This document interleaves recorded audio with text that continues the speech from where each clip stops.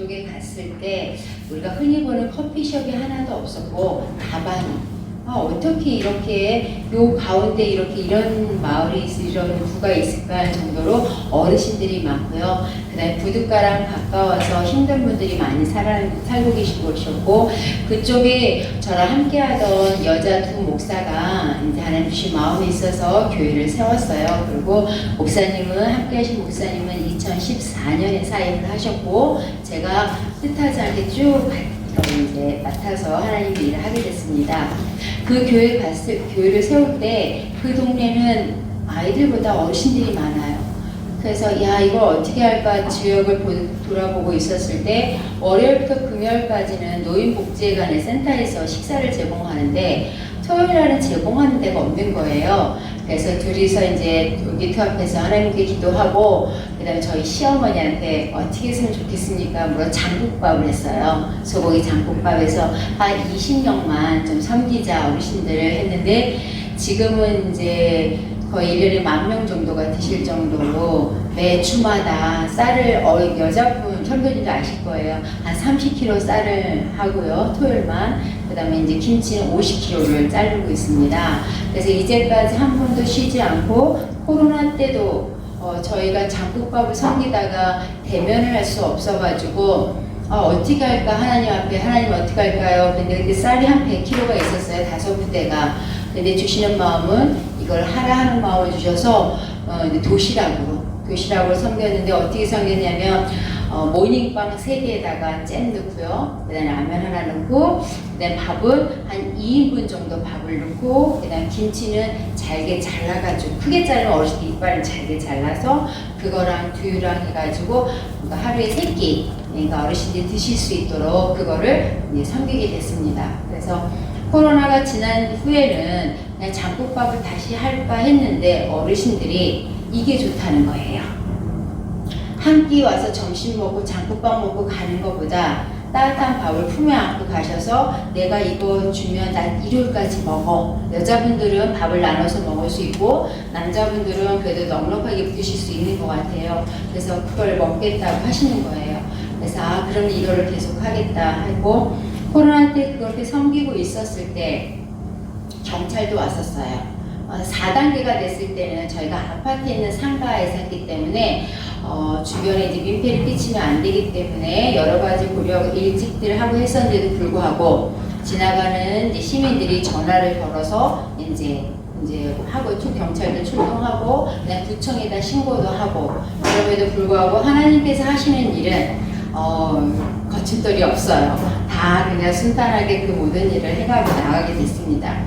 어르신들을 섬길 때 처음에는 저희가 그렇게 이제 섬기면서 그렇게 하자 하고 이제 했었는데, 시간이 지나면 지날수록 어르신들한테 해야 되는 게 이게 이제 섬기는 위주만이 아니라 우리가 복음을 전해야겠다 하는 마음을 더 주셔서, 저희들이 장국밥을 섬길 때는 식사하기 10시 반에 전에는 꼭 기도를 하고 함께 드시고, 그 다음에 장국밥을 드시고 집에 가셔서 소천하신 분도 많고, 그 다음에 또 치매로 막 힘들어했던 어른들을 나중에 찾아뵀을 때 그 어른들이 국밥 이러시면서 기쁨으로 돌아가신 분들도 많고, 근데 그런 일들을 어르신들 섬기면서 쭉 꾸준히 해왔고요. 지금 해오고 있고, 그 다음에 또 저희가 하는 사역이 지역의 아이들이 굉장히 현대제철과 인천제철이 가깝습니다. 다문화 친구들이 좀 많은 동네인데 그 중에서 저한테 주신 아이가 몇 가정이 있었습니다. 근데 그 아이들이 소망이 없어요.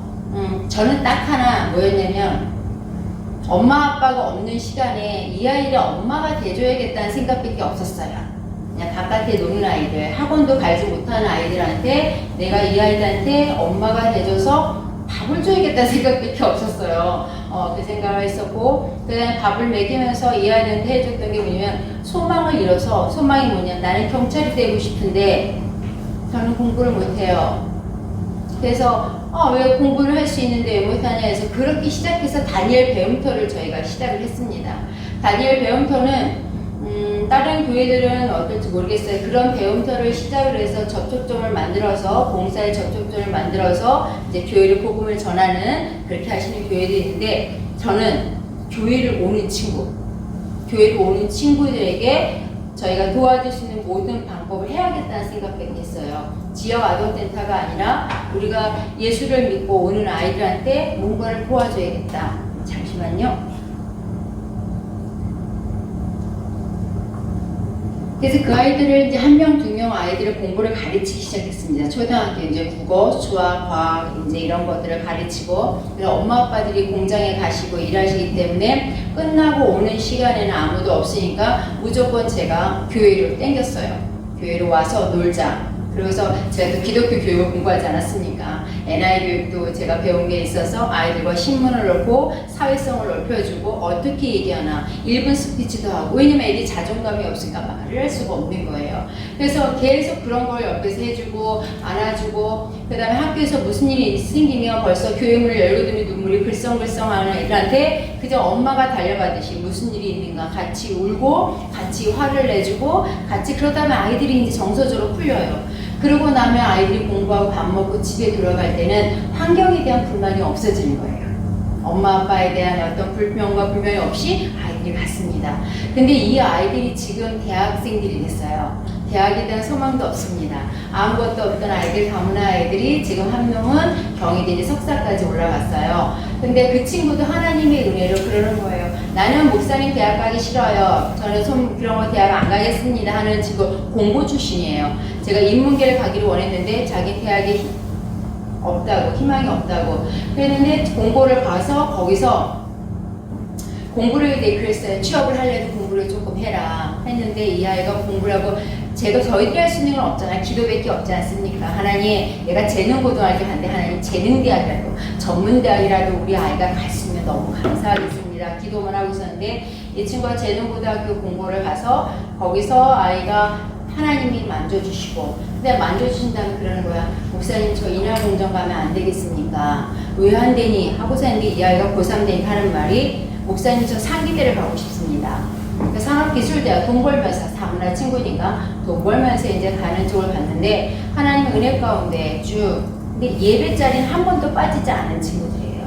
진짜 제가 자신있게 얘기할 수 있는 건 어떤 경희대를 가고 공부를 했고 어떤 결과물이 아니라요. 아이들이 복음 안에서 어떻게 바뀌어가는지.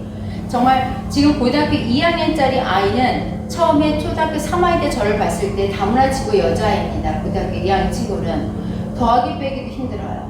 곱셈도 힘들어요. 국어도 뭔 말인지 이해를 못해요. 공부를 가르치는데 거의 1시간을 가르치면 20분밖에 하고 나머지 엎어져 자요. 문제를 푸는데 다 틀려요. 하나님, 나 이 아이 어떻게 해요? 이 아이 어떻게 해요? 정희야, 너 집에 가 자라. 그러면 뭐예요? 싫어요, 목사님. 앉아있을래요. 그냥 있을 거예요. 있을 거예요. 버티고 제가 맨날 채점할 때마다 그냥 이렇게 이것만 하고 있으니까요. 그런데 5학년 수학이 초등학교 어머니도 있지만 가장 어렵습니다. 재수 공부에서 최대 공약수가는 가장 어려운 시즌이 초등학교 5학년인데 5학년 공부를 하는데 저랑 동그라미가 2개가 됐어요. 얘도 놀래고 나도 놀래고 이러다 보니까 너무 놀래고 이 친구 눈이 동그래도 놀래는 거예요. 왜냐면 무슨 말을 할 때 항상 여기가 답답하고 울기만 하던 친구였는데 눈이 동그래고 우는 거예요. 이 친구가. 야, 정희야, 이거 봐라. 더하기 빼기 다 움직였어. 그때 중학교를 딱 갔더니 수학반장을 자기 손들었대요. 목사님, 나 수학반장 한다고 손들었습니다. 그러고 나서 이제 중학교를 거치고 나서 고등학교를 6개월 때, 그렇다고 실력이 여러분들 항상 다 되진 않아요. 왜? 수학은 좋아도 나머지 과목들은 그게 부진했었는데 웬걸 이 친구가 그랬어요. 정희야, 넌 하나님이 일하시는 기적을 너는 은혜를 받지 않았니? 너 실력으로 네가 수학에 대한 그것을 넘어섰다고 생각하니? 네가 믿음의 자리를 예배 자리에 지킴으로 하나님께 지혜의 영을 보여 너를 해주신 거를 모르겠니? 안 돼. 그러면 해보자.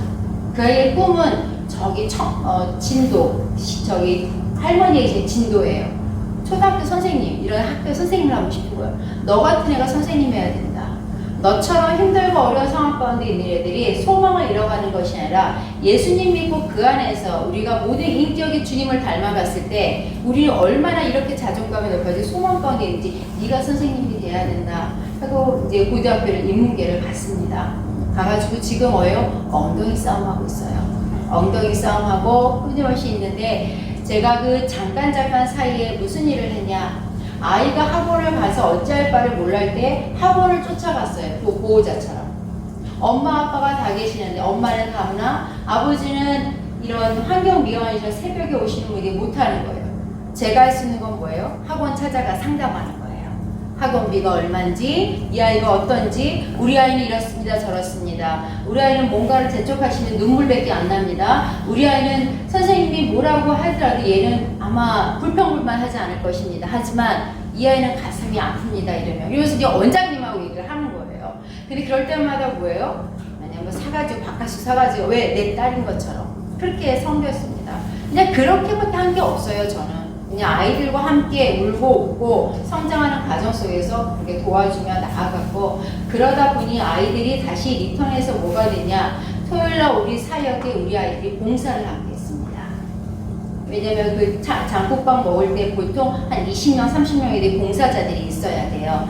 하나님께서 저희 센터에, 저희가 사랑에너진 센터를 비영리된 센터가 만들어진 게 있어요. 근데 이걸 통해서 1369에서 봉사자를 받을 수가 있었던 거예요. 그래서 봉사자들과 우리 교회 아이들과 해가지고 함께 그런 일을 보면서 나아갔습니다. 여러분들, 저희 교회는 성도님들이, 어른들이 9명이고 우리 청소년과 청년이 16명이에요. 그런데 우리 외에 토요일날 어르신들과 주중에 애들, 수많은 애들이 와서 공부하고 간 애들은 말로 표현할 수 없을 정도로 많아요. 근데 한쪽으로 사역을 하면서 하나님 앞에 불평하니 원망도 있어요. 하나님, 내가 바포 목사입니까? 어떻게 꾸정물에서 제가 손 한번 나오질 못합니다. 주중에 애들 밥 먹는 거 화요일부터 목요일까지 다 먹이고, 금요일날은 사역을 준비하고 장국밥을 준비하는 과정에 하나님, 제가 이렇게 하는데, 하나님, 다른 교회는 수적 부흥도 함께 이루어지는데 우리는 수적 부흥도 안 되고, 그 다음에 뭐예요? 재정을 담당하는 건 저희 남편밖에 없는 거예요. 저는 사례비가 없거든요. 재정을 담당하는 게 계속 교회마다 그렇게 하는 상황이니까. 그리고 이제 하나님, 저는 너무 속상합니다. 근데 주님이 주신 마음 딱 하나예요. 나의 사랑을 전하라. 딱 한 말씀밖에 없었어요. 나의 사랑을 전해라. 그래서 그거에 대해서 저희가 내려놓고, 그 다음에 이제 시편의 말씀에 뿌리는 자와 거두는 자의 은혜를 말씀해 주시고, 나는 이 시점에서 많은 하나님의 은혜를, 하나님의 살아계심을 보여주는 그 역할을 우리 교회와 우리 아이들이 함께 하고 있구나. 그걸 지금 하고 있는 것입니다. 그리고 토요일날 우리가 그런 사역을 하고 있으며, 주중에는 저는 신앙생활이 길지가 않아요. 저는 불교신자였습니다. 저는 대학교까지 불교신자이고 연등현상이고 그런 법경도 공부한 사람이었어요. 고등학교 때. 절에도 똑같이 주일학교가 있습니다. 근데 저희 남편이 4대 모태신앙으로 해서 신앙이었고, 그렇게 이제 제가 예수님을 믿고 나서 신대원을 가고 나서, 신대원 갈 때도 솔직히 말해서 저는 아브라함과 이삭도 헷갈렸습니다. 열심히 교회에 대한 열정적인 건 있었어요, 집사로서. 근데 하나님이 콜링하실 때 저를 싫다고 그랬거든요. 하나님 왜 접니까? 신앙생활 열심히 잘하고 있는 저희 남편을 하시지 왜 접니까? 아무것도 모르는 저한테 왜 이러십니까? 전 싫습니다. 안 하겠습니다. 그런데 같이 기도하는 전도사님께서 그 말씀을 하시더라고요. 아마 들으셨을 거예요. 하나님 한번 지명하신 사람은 꼭 거두시잖아요. 그 일을 하게끔 사명을 주시길 기다리시고, 돌고 돌다 하시겠습니까? 아니면 그냥 지금 하시겠습니까? 막 무섭게 말씀하시길래 제 생각에, 그래, 돌고 돌고 가지 말고 내가 인문학 공부하듯이 성경을 좀 공부해보자. 그런 못된 마음으로 갔습니다. 그러면 저희 집이 망했어요. 저희 남편하는 집이 망했습니다. 망했는데 왜요? 세상을 4대째 믿음이라 하더라도 하나님 바라보지 않고 내가 복음을 받아 보니 어때요? 망할 수밖에 없는 거예요. 하나님이 망한 거는 사랑의 배거든요. 그렇게 가서 신학을 공부했고, 신학을 공부하고 또 교수님 뵙고 실천신학도 공부하면서 하는 거는 딴 게 아니라, 성경에 대해서 많이 우리가 무릎 공부를 하는 게 보다 저한테 주신 사역은 저 밑바닥에 가서 우리 애들 눈으로 맞춰서 거두고 입히고, 이것이 제가 할 일이라는 거, 그것을 깨달았어요. 그리고 제가 딱 사역자로 한 거는 6개월입니다. 전도사 사역을 딱 6개월 했어요. 유치부 전도사 사역을. 2학년 때 딱 유치부 사역을 전도사를 사역하고, 신대원 3학년 때 하나님께서 이 목사님과 협력하기 위해서 부르셨을 때 그때 저희 담임 목사님께서 그러시는 거야. 인전도사 너 뭐 알고 가니? 그러는 거예요. 그래서 아니요. 근데 너가 개척하러 간다는 게 쉬운 일인 줄 아냐? 겁도 없이 간다는 거예요. 너 왜 그러니? 그러는 거예요. 왜? 등록금도 집이 망했는데 등록금도 이제 다 해주시니까. 그래서 그냥 여기 있다 졸업하고 그렇게 해라 하시는데 제가 그때 드린 말씀은 그거였어요. 목사님, 제가 이 나이에 44살부터 신학했어요. 제가 이 나이에 왜 신학을 했겠습니까? 분명히 이 나이에 필요한 하나님의 일이 있을 겁니다. 그리고 제가 나왔거든요. 지금도 기도해 주신 함께 해주신 목사님인데, 그래서 나오면서 저희 사역이 뭐예요? 엄마같이, 그리고 보호자같이. 저는 청년부도 겪어보지 못했고 고등부도 겪어보지 못했습니다. 주일학교를. 아이들을 어떻게 다룰 줄 몰랐어요. 저희 교회는 작기 때문에 영어서부터 어린애부터 쭉 성장해서 이 아이들이 지금 대학생이 됐을 때 청년부까지 이어져 가는데, 그 와중에 저희 아들한테 물었어요. 아들이 지방에 있을 때 거의 청년부 생활했길래 얘야 청년부는 어떻게 하니? 하고 물어보니까 엄마 지금 엄마처럼 하는 거 맞아요. 어떻게 해요? 너 술 먹냐? 우리 애들한테 너 술 먹냐? 너 담배 피니? 엄마처럼 하는 거예요. 예수님이 그렇게 하시든 우리의 삶이 내가 너한테 이런 모습을 보였더냐? 하고 아이한테 다가갔을 때 그런 말을 했을 때 우리 아이들은 도망가지 않았어요. 왜요? 밥심이 있었어요.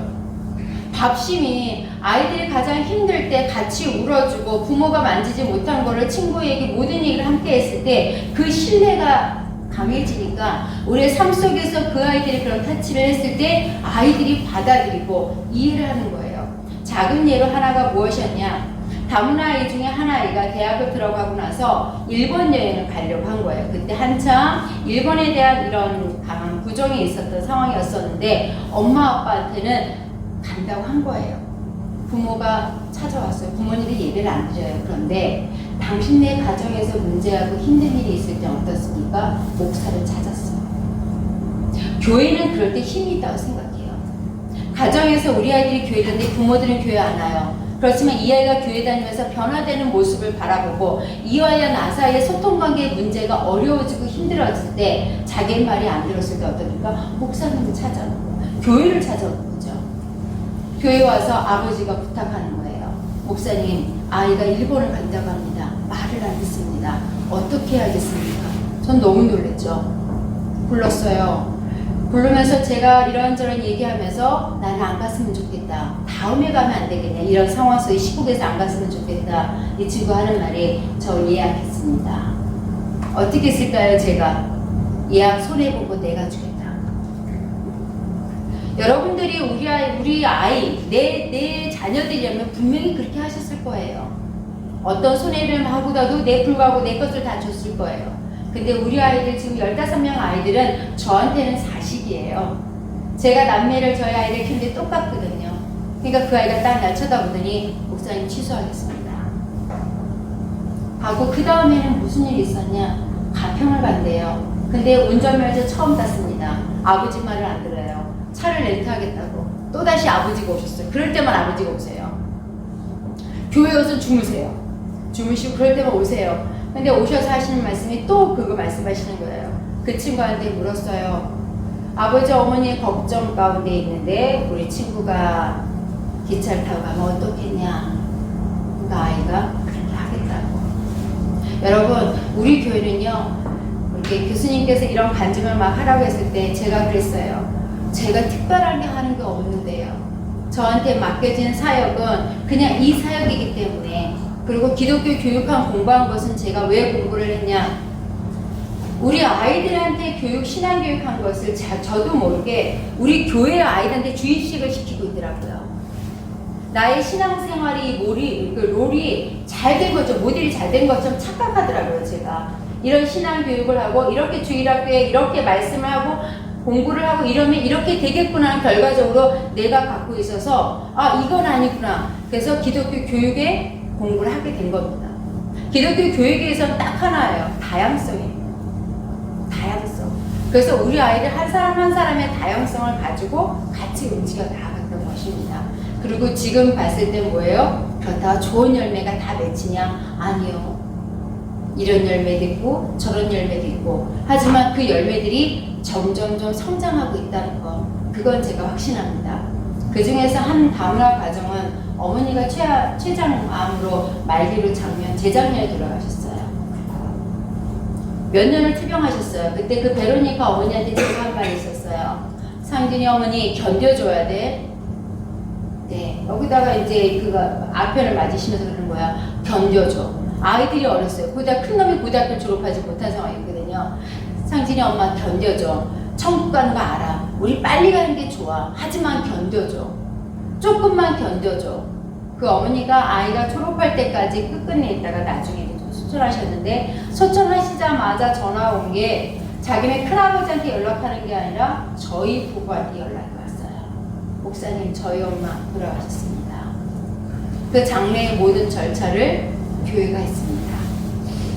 그리고 아버지와의 관계가 너무너무 안 좋았는데, 그 관계도 예수님 안에서 그걸 풀어지게 됐고, 이 아이는 만살을 놨어요. 지금 22살입니다. 만살을 놓고, 목사님 난 아무것도 안 할래. 아버지의 저런 모습도 싫고 난 아무것도 안 할래. 이런 상황이었는데, 작년에 11월 달에 그래요. 상진아 그만 놀자. 뭐 하면 안 될까? 상진아 그만 놀자. 근데 화요일이 되면 꼭 오거든요. 그래서 계속 옆에서 대화하는 순간 그 친구가 12월 달쯤 되니까 이런 말을 해요. 목사님 기초생활수급자입니다. 목사님 사회복지사 선생님이 오시는데 나 저 일하면 안 될까? 하자. 그래서 후기를 썼습니다. 재능대학교 전문대학 사회복지과를. 얘야, 네가 탁상에서만 놀 것 같으면 하지 말고 너한테 오신 선생님처럼 그렇게 찾아가는 선생님을 할 거라면 하자. 이 아이가 이번에 1학년을 마치고 가고 있습니다. 여러분들, 우리가 할 수 있는 거는 복음을 전하면서 할 수 있는 거, 여기 있는 분들이 아마 다 그렇게 하실 거예요. 어떤 결과를 했을 때는 저도 굉장히 주님한테 혼난 적이 있었거든요. 처음 열매부터 이렇게 마음을 열고 이 아이들을 눈과 눈으로 다양성을 보여주면서 말하진 않았어요. 처음 우리 아이가 힘들다고, 나 경찰하는데 제가 공부를 못해한 다문화 친구는 제가 놓쳤습니다. 놓쳤어요. 여자아이를. 지금도 가슴 한쪽이 아려요. 그 친구가 다문화 친구였는데 그 친구를 공부 가르치는데 아버지는 술 먹고 매일 싸워요. 엄마는 나이 차가 많은데 젊어요. 아이는 9살 때부터 밥을 했어요. 아이가 예쁘장하게 생겼는데 손은 거북이 손이에요. 얼마나 물질을 했는지 거북이 손이에요. 운동도 잘하는 친구였는데 경찰하고 싶다는데 6학년 되니까 줄을 놔요. 목사님 나 잘못되는 거 알아. 그런데 나 이제 그냥 나 멋대로 살래. 그리고 소위 말하는 세상 밖으로 나갔습니다. 시간이 지나고 주변에서 이제 식당에 가서 만났는데 화장을 막 하고 있는 아이가 나는 못 알아봤어요. 근데 그 친구가 와서 인사를 하더라고요. 그래서 예리야 꼭 다시 예수님 앞으로 와라 했더니 알아요. 여러분들, 우리는 모르겠더라고요. 이렇게 내가 복음을 전하고 내가 정성을 다 쏟고 우리 어르신들한테는 정성을 다하는데 뒤통수 맞은 데가 한두 번이 아니죠. 다 했는데 뒤통수 맞고 병원 가도 뒤통수 맞고 이런 경우들이 참 많았죠. 그럼에도 불구하고 뭐냐면 우리가 주님 안에서 이렇게 성장하고 성숙해진다는 건 딱 하나, 나한테 맡겨진 건 저라는 것뿐, 나한테 맡겨주는 건 여기까지 섬기는 것뿐, 그의 결과는 제 몫이 아니라는 거. 제 몫이 아니고 그 다음에 하나님께서 만져가시고 살아계신 하나님께서 모두 이 아이들과 이 어르신들의 계획을 데리고 가신다는 거. 저희 교회에 76세 어르신이, 여기는 그런 분 안 계시죠? 온몸에 문신하고 삼천교육대를 갔다 오신 분이 계세요. 토요일날 직사로 오셨을 때 그 누구도 범접을 못했습니다. 무서워서. 그런데 그분이 우리 교회에 오셔가지고 식사를 하시고 점점점 하시다가 지금은 신앙생활 하신 지가 한 3년, 4년 됐을 거예요. 작년입니다. 어떤 여자분 한 분이 마스크를 쓰고 쑥 교회를 들어오셨어요. 밑에서 막 그러다가 누군가 했더니 그분 여동생이래요. 여동생인데 오빠가 혼자 있는데 오빠가 교회를 다닌다는데 여자 목사인데 뭐가 이상한 것 같은 거예요. 자기는 권사인데 이상해요. 그리고 오빠가 한 교회를 이렇게 오래 다닌 적이 없대요. 교회를 전에 다녀본 이상했는데 그 오빠가 하는 말이 목사님이 토요일마다 전화가 와. 그래서 나는 그 교회를 갈 거야.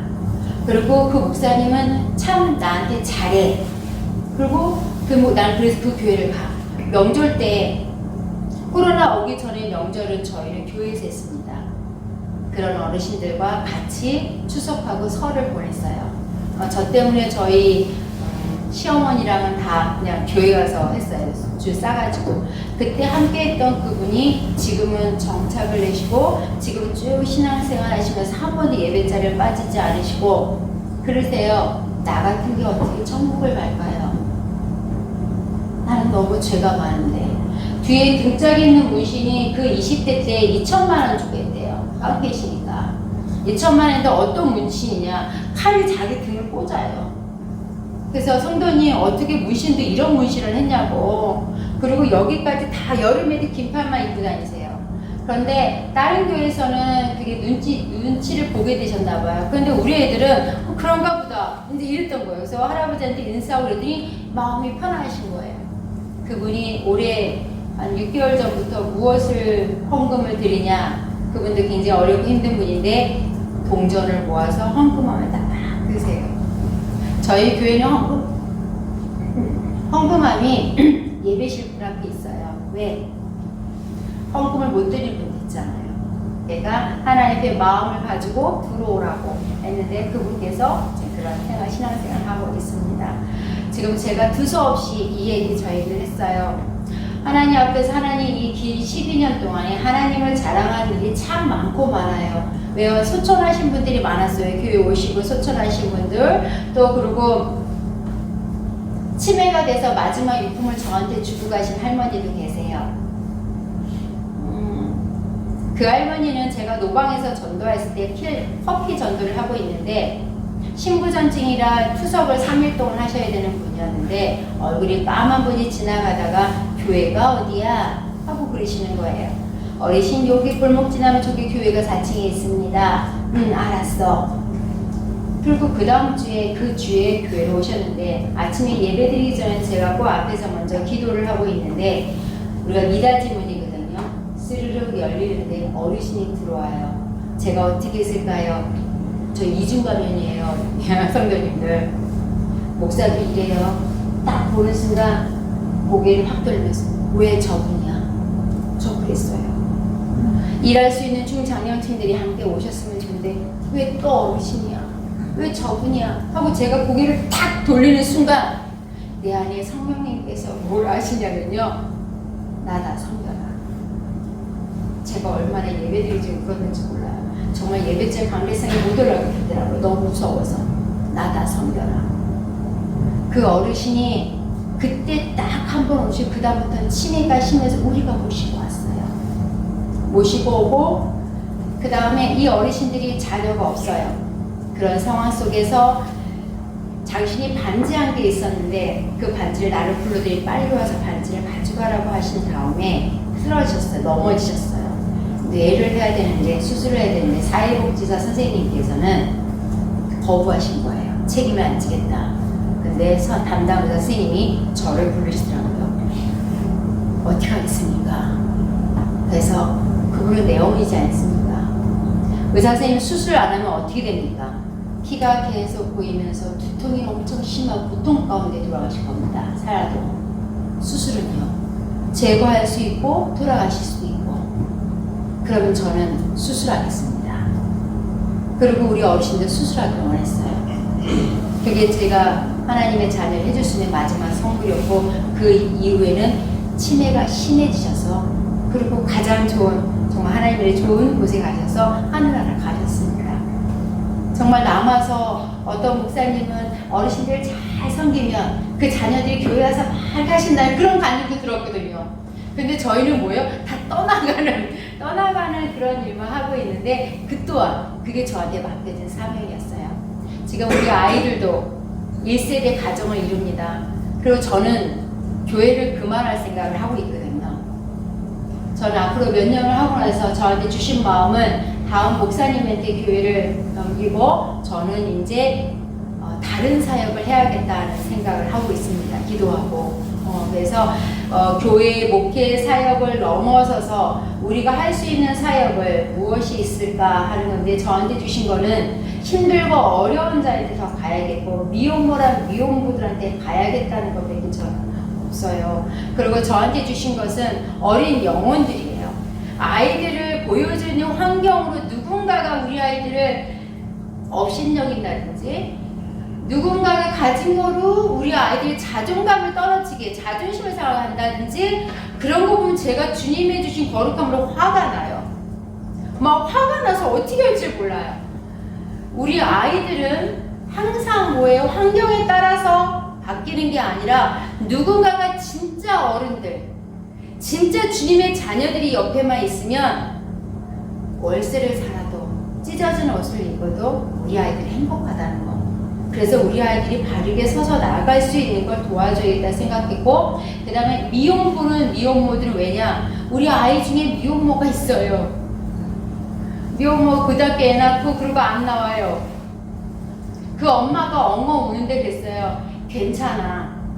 온전한 가정입니다. 엄마 아빠 사이 온전한 가정인데 근데 괜찮아. 그럼 목사님 나 잘한 거야? 생명을 살린 거 잘하고 그 아이가 지금 5살 됐습니다. 그런데 사회에서 줄 수 있는 복지 외에 복음 외에는 쓸 수가 없습니다. 제가 미혼모 센터에서도 이 사역을 위해 준비하면서 기도하면서 봉사를 1년 반을 했는데 여러분들 미혼모가 또다시 미혼모가 되더라고요. 복음이 들어가지 않으면 한 번의 실수가 또 전체 또 그 길을 또 갑니다. 우리는 한 아이라도 그 엄마를 온전하게 세워주고 복음을 세워주고 우리 새 생명도 세워주는 역할 그것이 우리 하나님의 자녀들이 맡겨진 사명 중에 제가 해야 될 일이라고 생각합니다.